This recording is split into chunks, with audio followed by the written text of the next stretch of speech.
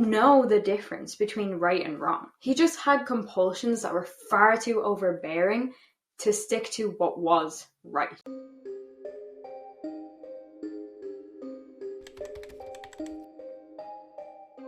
Hey guys, welcome back to my channel. If you're new here, please do subscribe, and if you're old here, hello again. My name's Kate Philpott and I cover true crime and missing person cases on my channel. Today we're going to be talking about, in my opinion, the most notorious and messed up serial killer there is. I always knew that I would want to cover this case at some point, and it has been quite topical recently with the two Netflix series coming out about it. So let's talk about it. I wanted to bring a different perspective to the case as well, because it is such a well-known case and I don't want to just be posting yet another video talking about all the facts that most of us probably know and that's it. Like, I will go through the facts, yes, but I want to chat with you about whether we can actually blame Jeffrey Dahmer for what he did and what he became. I know that sounds absolutely absurd, but hear me out. Before we get into it, I just want to remind you to go follow me over on TikTok and Instagram at kphilpott_YT, where I post updates and other true crime related content. But for now, let's grab a hot beverage and settle into this case. I'm sweating with discomfort already. This is the horrific case of Jeffrey Dahmer and his 17 victims. Jeffrey Dahmer was born on the 21st of May 1960 in Milwaukee, Wisconsin, to parents Joyce and Lionel. Their home life was not perfect when Jeffrey was growing up. I mean, whose is? But Joyce allegedly took thousands of sleeping pills, sedatives, and seizure medication while she was pregnant with Jeffrey. She also had major struggles with her mental health over the years, occasionally attempting suicide. She had depression and she was a hypochondriac as well. So she was highly strung and very needy for attention and was very argumentative with both her husband and her neighbors.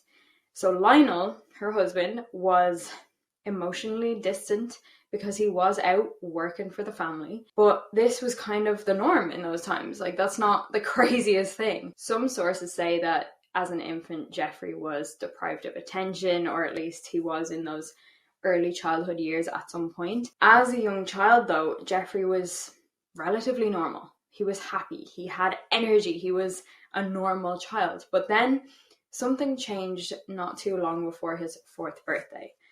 He was suffering with a lot of ear and throat infections, and it turned out that he had a double hernia. So this then led to a surgery, and according to Lionel anyway, Jeffrey was never the same after that. He became very shy and very timid. And just another thing about this surgery, it terrified Jeffrey. You could even argue that it maybe traumatized him, because these hernias were in a private part of his body, and he was terrified that they were going to cut his penis off. You can imagine if that was a fear of yours at 3-4 years old, and you actually go through the process of the surgery and everything, that could very easily be a trauma that shapes your brain. But he became very shy and timid after that. But all hope wasn't lost, because he did still have friends in school. But their family moved around a lot, which was likely pretty unsettling for him as a young kid. And the thing was, Jeffrey just didn't have much interest in anything. So you can imagine it was very exciting for Lionel, his father, when he found that Jeffrey was oddly thrilled watching him remove these animal bones from underneath their house on this one occasion. But as his childhood progressed, he developed an intense fascination with animals, dead or alive, and exploring their bodies to find out where their bones were located and just about their anatomy. So Lionel obviously encouraged this, because he was like, oh, finally, my son is interested in something, which of course makes total sense. So together they would pick up roadkill, he would show him how to dissect them and preserve their bones. Sources differ on the specifics of what was actually involved with that, but there definitely was a bit of a bond between them around animals. So in 1970, Joyce's state got gradually worse, where she increased her daily consumption of all kinds of pills, which forced her to become more distant from her family. In school, Jeffrey was seen as an outcast, and he got into heavy drinking at the ripe age of 14. Literally drinking scotch in class, like describing it as his medicine, evidently sounding like a middle-aged man going through a divorce. His grades weren't great either, naturally, and in 1975, I'm going to call it decapped, but just elongate that word if you want to know what I mean by that, but he decapped a dead dog that he found and nailed it to the tree behind his house, which is obviously pretty intense for a 15-year-old. At that age, you know better. By doing things like this, he was increasing his own brain's capacity to be able to deal with such violent imagery. It was also around this time that Jeffrey realized he was gay, but obviously back in that time it certainly wasn't as widely acceptable as it is now. So he kept it mostly to himself, like he didn't tell his parents or anything like that. But he also started to get these fantasies about dominating a completely submissive male partner. Over time, these fantasies became kind of gruesome in nature. He would think about dissecting their chests and like putting his hands in there and feeling their organs, and this would get him off. In high school then, he became a bit of a class clown, but the thing about his jokes were they were just honestly plain rude, like making fun of people with certain disabilities, stuff like that. It just showed a clear lack of respect and empathy. I mean, we all do stupid and probably disrespectful things in school, so it could have just been like, oh hey, this gets me positive attention and reinforcement, but this is Jeffrey Dahmer we're talking about. So eventually then he started doing this for people so that they would give him money, and he would use that money to go buy alcohol. It was just this cycle of not goodness. Around this time as well, Joyce and Lionel's marriage was going downhill pretty rapidly, and they were arguing a lot. They did try to rekindle it by going to therapy, but then Lionel found out that Joyce had had an affair in 1977, so they did decide to divorce. Soon after that, Joyce left with their youngest son, David, and at this point, Jeffrey was 18, so he just stayed in the family home, completely alone. Let's get into the beginning of Jeffrey Dahmer's crimes. This is definitely not for the faint of heart or for the weak-stomached. It all began on the 18th of June, 1978. So 18-year-old Stephen Hicks, who had just graduated from high school, left his home in Northeast Ohio to hitchhike to a rock concert. He was known to stay out late, so when he didn't come home that night, it wasn't like immediate alarm bells. But when he still hadn't come home 6 days later, and his loved ones had contacted hospitals and everyone they knew, they reported him missing. You're coming up here. Okay. Initially, it seemed like a regular missing person investigation, but it was not. What had actually happened was Jeffrey picked up this hitchhiker who just so happened to be Stephen Hicks, and he found him very attractive, especially considering this hitchhiker was topless. He then brought him back to his own apartment, saying that they could have a few drinks. He soon figured out that Stephen was not gay, so he knew that, any moves he made would, wasn't going to go very well for him. But they spent hours drinking and listening to music and all this stuff, and Stephen Hicks then decided that they should probably leave if he's still going to make it this concert that he's going to. Only Dahmer didn't want him to leave. What he did was he walloped him with a 4.5 kilo dumbbell. Now, when you're in the gym, 4.5 kilos, or like 10 pounds, I think it is, it's a pretty lightweight. But if you're whacked with that, that's a whole other story. So Stephen lost consciousness, and that's when Jeffrey strangled him with the bar of the dumbbell. But he wasn't quite done at this point, because he stripped him, ran his hands all over Stephen's chest, and got off to it. The following day then, Jeffrey began to dissect Stephen in his basement, and he went on to bury him in the back garden. A few weeks later though, he dug him up, removed his skin, and crushed his bones before scattering them behind the family home. I am saying all of this, and it's like I have to dissociate from it. Like, I can't even wrap my head around how this is actually real. But that August, Jeffrey enrolled in Ohio State University, but he was failing and drinking heavily every single day. So he actually dropped out after 3 months. And in January of 1979, Lionel had Jeffrey enlist in the army, where he trained as a medical specialist, which I'm sure he loved. But he still drank pretty heavily in the army, and he was punished on a few occasions for this. And by 1981, he was deemed unsuitable for military service and received honourable discharge. Now, when Jeffrey moved back in with his father and his new stepmother, he set out on a job search, and he was pretty helpful around the house in the meantime. But 2 weeks later, he was arrested for drunken disorderly conduct. He had to pay a $60 fine, and he received a suspended 10-day jail sentence. He didn't last long living here and ended up moving in with his grandmother in West Allis, Wisconsin. And he actually really loved his grandmother. He would go to church with her, he helped around the house, like they actually got on pretty well. He then got a job as a phlebotomist at a blood plasma center, and with what we know now, uncomfy. Although things did start to go downhill from here as well. He lost his job, he drank heavily, especially in the local gay bars and bathhouses. He smoked, and eventually he was arrested for indecent exposure because he had exposed himself in front of 25 people, including women and children, at Wisconsin State Fair Park. He was fined $50 plus court costs for this. But I want to go back to the bathhouses. Obviously, he had had plenty of sexual encounters here, but over time, he grew intensely frustrated because his lovers were moving while they had sex, and he completely saw them as objects.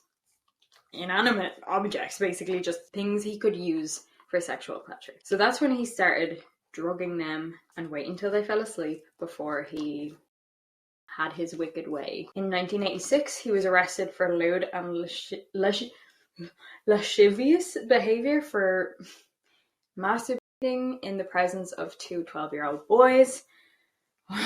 Even that's... And on the 20th of November 1987, something else happened. Something big. A guy called Stephen Tuomi left his job at a restaurant in Milwaukee, and he was never seen again. His family tried to find him on their own for 3 whole months before they realized that they weren't getting anywhere, and they filed a missing person report. What had happened though, Stephen met Jeffrey at a bar, and they went back to the Ambassador Hotel. Jeffrey's only intention on this night was to drug him and have some fun with him.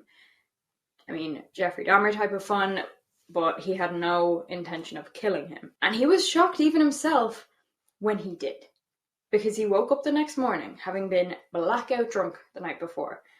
And Stephen Tuomi was very clearly not alive. This is tough. Okay. His chest was crushed in, he was bleeding from the mouth, and he was covered in bruises. To dispose of his body, because he was in a hotel room, I'll remind you, he bought a large suitcase in which he transported Stephen's body. Not even to like a dump or anything like that, but to his grandmother's house. And there he dismembered him and removed his bones. He kept his head for 2 weeks, wrapped in a blanket, and then he boiled it to try and keep the skull because he could use that to turn himself on. My chest is like hurting just talking about this. So 2 months later, a 14-year-old called James Dockstader ran away from home. He was trying to escape an abusive stepfather, but 2 days later, he met Jeffrey Dahmer. In an attempt to make some kind of money on the streets, he would engage in sexual activity. So when Dahmer offered him $50 to just pose for nude photos, this was like a no-brainer. They did have sex, and then Dahmer drugged and strangled him. After a week, he dismembered James. Another 22-year-old, Richard Guerrero, left his family home for a friend's house. So simple, like such a normal thing, with just $3 in his pocket. But he never made it to that friend's house, and he also never made it home. And what had happened was he met Dahmer outside a gay bar. Dahmer offered him $50 to spend the night with him, and similarly with the others, he drugged and strangled him and used him for sexual pleasure after the fact. He then dismembered and disposed of his body. I feel very uncomfortable telling this story, but these details are all important to understand the kind of killer he was, and that's part of a whole bigger conversation that I want to have with you at the end, so I'm so sorry. Moving on. Anthony Sears was an aspiring model with a girlfriend that he absolutely adored, right? He had just gotten promoted to manager at his job, so he had plans to meet his mother to celebrate, basically. But the day before those plans, he disappeared. No surprise, he encountered Jeffrey Dahmer. They met at a gay bar. Dahmer lured him back home. They did some stuff, after which he drugged and strangled him. He also decapped and flayed the body. And if you don't know what flay means, it's a very simple, quick Google search. It's, I don't feel comfortable saying that out loud. Jeffrey then preserved Anthony's head and genitals and stored them in a wooden box in his work locker. Now, at this time, Jeffrey's grandmother had him actually move out of her house because she was just sick of his shit, because he was drinking a lot. He was bringing young men back to her house very late at night. There were foul smells coming from the basement and the garage. Fill in the blanks here. But 2 days after he moved into his own apartment, he was arrested for drugging and SA of a 13-year-old boy. This caused him to be sentenced to 5 years probation and 1 year in the House of Correction with work release permitted, and he was required to register as a sex offender. Okay, so now things kind of ramp up a little bit, because in May of 1990, Dahmer moved into the Oxford Apartments, which was in a high crime area, but it was close to his workplace and it was pretty cheap rent. I think it was like $300 a month, which included his bills and stuff. So here, using his same MO of luring them back, offering $50 for them to pose for nude photos, and then drugging and strangling them, he killed the following. Raymond Smith, a 32-year-old sex worker who, by the way, had a 10-year-old daughter. Unfortunately, Raymond had a history of disappearing for weeks at a time, so this went unnoticed by his loved ones for far too long. Edward Smith, a 27-year-old who was allegedly a friend of Dahmer's, although sources differ on that. Dahmer later expressed that he felt awful after this murder because he couldn't retain any of the body parts because he accidentally destroyed them. For example, the skull exploded when he tried to dry it out in his oven. Oh, Jesus Christ. Next, we have Ernest Miller, a 22-year-old who was described as full of life. Actually, for Ernest, Dahmer only had 2 sleeping pills to give him, which wasn't enough to completely leave him unconscious. So he ended up slashing and he then kissed and spoke to the head while he cut up the rest of him. He also took some organs and some muscles in plastic bags and put them in the fridge. Need I say more here? He saw these things as anything else you or I would keep in the fridge. Next we have David Thomas, a 22-year-old who had a 3-year-old daughter himself who he visited very often. Only with David though, after drugging him, Dahmer realized, oh oops, I'm not actually attracted to this guy. So he had no intention of anything sexual here. He just realized too late, and because he had already drugged him, he still killed them. Dahmer even bought a Polaroid to take photos of these men in suggestive positions. One question though, well, many questions, but how is it so easy for him to persuade people to come back to his for drinks after literally just meeting them for the first time? Like, what the f***? He wasn't the worst looking guy, but did stranger danger not exist back then?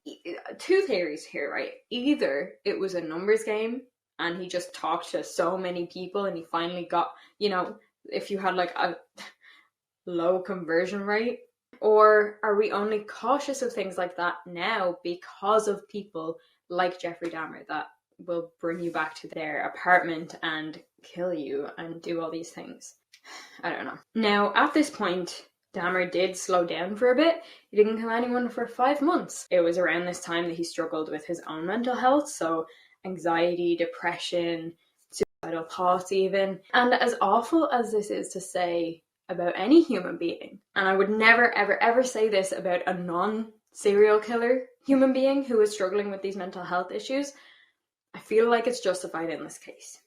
If only he actually listened to those thoughts, many other lives would have been saved. Now, on February 1991, 17-year-old aspiring model Curtis Strother disappeared. He was last seen at a bus stop, which evidently was where he met Jeffrey Dahmer. As usual, Jeffrey lured him to his apartment, offering him money to pose for nude photos, and he hinted that there'd be sex in it for him too. One thing leads to another, and Jeffrey cuffs him, drugs him, and strangles him with a leather belt. He then dismounted him, retaining his skull, hands, and genitals. And he took a lot of photos of this process as well. On the 7th of April then, 19-year-old Errol Lindsay just, oh my god, so simple, just went to go get a key cut. And he came into contact with Jeffrey Dahmer somehow. Maybe he was bored of his typical killing method, I don't know. But this time he drilled a hole in Errol's skull and poured hydrochloric acid into it. Errol then woke up and said, "I have a headache, what time is it?"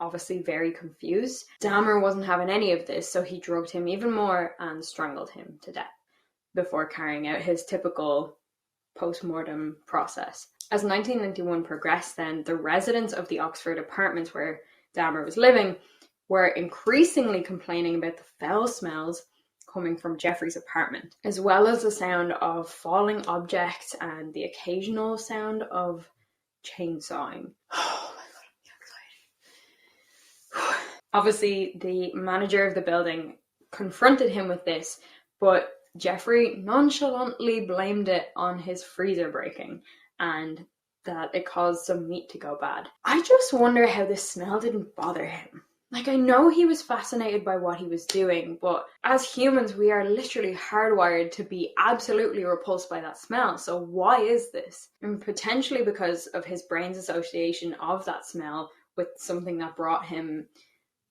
could you call it joy? I don't know, sexual satisfaction anyway.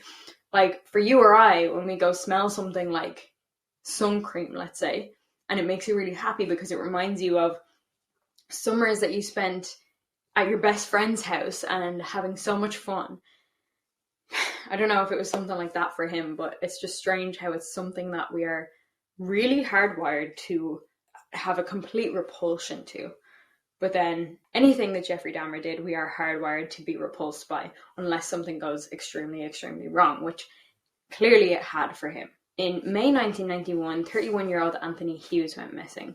This was a guy who was very close with his family and who had been, honestly, through quite a lot himself because he grew up deaf and gay in that time. And he was last seen leaving Club 219 in Milwaukee. He left with Jeffrey Dahmer. Dahmer carried out that same MO as usual, keeping his skull as a souvenir. Not that any of Jeffrey Dahmer's murders were less upsetting as such, but let's move on to the one that gets people the most upset, the most riled up, and for good reason. Conrad Sinthasampon was a 14-year-old boy, and he was on his way to the park to meet some friends. In a very, very cruel turn of events, his older brother had actually been the previously 13-year-old boy that had been SA'd by Dahmer. Conrad and his older brother would occasionally do odd jobs to try and make some money for the family because they had a big family, and on occasion that would include sex work. So when Dahmer offered him money to pose for nude photos, although he was initially reluctant, he agreed. Dahmer, of course, drugged him and SA'd him too. And this was only 3 days after Anthony Hughes was killed.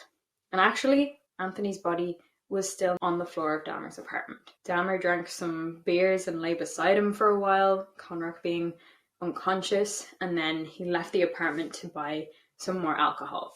Now, when he returned, he noticed that Conrad had been in the middle of a half-drugged attempt to escape and was now sitting naked outside the apartment block. 3 women had called 911 in an attempt to protect this young boy, noticing that he was bleeding and he had blood on multiple body parts. But Dahmer let them and the police, when they came, know that this was just his 19-year-old boyfriend who had had too much to drink, and he gets like this when he's drunk. And the police believed him and escorted the two of them back to Dahmer's apartment. Dahmer, oh my god, drilled a hole in Conrach's head and injected hydrochloric acid into his brain. One of these officers would later note, fucking useless, that he did notice a strange smell in the apartment reminiscent of excrement. And he obviously didn't know at the time, but that smell was the decomposing body of Anthony Hughes. But they never properly checked the apartment, nor did they ask for Conrach's ID or anything like that. They literally returned a 14-year-old boy back to his killer after his attempt to escape. And that was the end of him. He was so close to escaping. It's just that he wasn't compos mentis enough to do so successfully. Now, some of his other victims were Matt Turner, a 20-year-old last seen at a bus stop in Chicago on the way home from Chicago Pride. Jeremiah Weinberger, a 23-year-old working as a customer service rep, who was last seen at Carol's Speakeasy Bar in Chicago. With him, Dahmer injected boiling water into his skull, which sent him into a coma, from which he died 2 days later. Oliver Lacey, a 24-year-old aspiring bodybuilder. Joseph Bradhoft, a 25-year-old husband and father. For these men, the MO was the same as before, so we don't need to relive the gory details again. But these final 4 victims were all killed within 3 weeks of each other, between the 30th of June and the 19th of July, 1991. And it was only 3 days after his final murder when Dahmer actually got caught. He brought a 32-year-old man, Tracy Edwards, back to his apartment, spent 5 hours with him, with the two of them drinking together, taking Polaroids. And Tracy was very suspicious though, because he noticed, he couldn't help but notice the foul smell in the apartment, the boxes of hydrochloric acid, as well as a 57-gallon drum in Jeffrey's bedroom, which gave off, as you can imagine, a very strong smell. At one point they were laying together, Tracy having been handcuffed and Dahmer holding a knife to him, and Dahmer snuggled into him and told him that he wanted to eat his heart. So there was red flag after red flag, but this was the final straw and he knew he needed to escape. Luckily, he managed to flag down 2 police officers, and this is how Jeffrey Dahmer ended up getting arrested and getting the actual treatment he deserved, rather than a $50 fine here and a $60 fine there. And, this is going to be the toughest part of this video, okay? When police properly searched Dahmer's apartment, they found so much more than they bargained for. If you have a weak stomach, feel free to mute me for a minute or skip forward. I'm just going to zone out and just say this bit. Okay, so they found 2 full skeletons, 6 severed heads, 7 skulls, blood drippings on a tray in the fridge, 2 human hearts, portions of arm muscle, an entire torso, a bag of human organs, and 2 severed and preserved penises, a mummified scalp, and 74 Polaroids, including human bodies at different stages of dismemberment. On top of all this, there was the 57-gallon drum, which held 3 torsos dissolving in acid. Dahmer was no idiot. He was a lot of things, but he wasn't an idiot. He knew that there was no lying his way out of this one, so he admitted to everything. The killings, the necro stuff, the organ stuff, the cannibalism, the drugging, the dismembering, everything. By September of that year, he was charged with 16 counts of first-degree murder, 16 of the 17 men he killed, because they couldn't prove beyond reasonable doubt that he had killed Stephen Tuomi. This was the guy that he took to the hotel that he killed in his blacked out state and had zero recollection of. Dahmer pleaded guilty by reason of insanity to these charges, but the trial concluded with him being ruled as sane and not suffering from a mental disorder at the time of the murders. So on the 17th of February, at his sentencing, Dahmer stood to make a statement. He said that none of his murders were motivated by hatred. He acknowledged the terrible harm he'd done and that it couldn't be undone. He understood that. He said he knew his time in prison would be awful, but that he deserved whatever he got because of what he had done. He then said, "Thank you, Your Honour. and I'm prepared for your sentence, which I know will be the maximum. I ask for no consideration. So by the sounds of it, this is what gets me. He did know the difference between right and wrong. He just had compulsions that were far too overbearing to stick to what was right. He was then sentenced to 15 consecutive life sentences and then some, which was the equivalent of 941 years. I mean, perfect. Up to you if you think that's worse than the death penalty. I personally think that's worse and therefore a better sentence for him to get. But anyway, while he was in prison, he recommitted himself to God and Christianity, and he even wondered, was he sinning simply by being alive? He knew that death would probably come find him at some point while he was in prison, and he was willing to accept however it came to him. And on the 28th of November 1994, his time came. He was beaten pretty badly with a metal bar by a man called Christopher Scarver, who later told a prison guard, "God told me to do it." I mean, fair. So, can you blame him? Looking at Jeffrey Dahmer's upbringing, there is definitely some red flags. I mean, his mother allegedly taking many pills when she was pregnant with him. Like, what on earth did he ingest as just a fetus? As well as Joyce having multiple mental illnesses that may have been hereditary. Lionel had similar thoughts when he was younger, like obsession with fire and homemade bombs and exerting power over somebody. Jeffrey Dahmer overheard his parents fighting a lot, apparently even with knives drawn on occasion. Lionel was emotionally distant. Joyce was struggling with mental health. But in later years, Joyce actually claims that she was completely healthy. Jeffrey was raised with a ton of love and care. But I have to be honest, guys, having watched some of her interviews, I just struggle to believe her. And of course, like, it would be far too painful. Like, putting myself in her shoes, it would be far too painful to admit to the world, or even just to admit to yourself, that you could have had a part to play in something as horrific as this.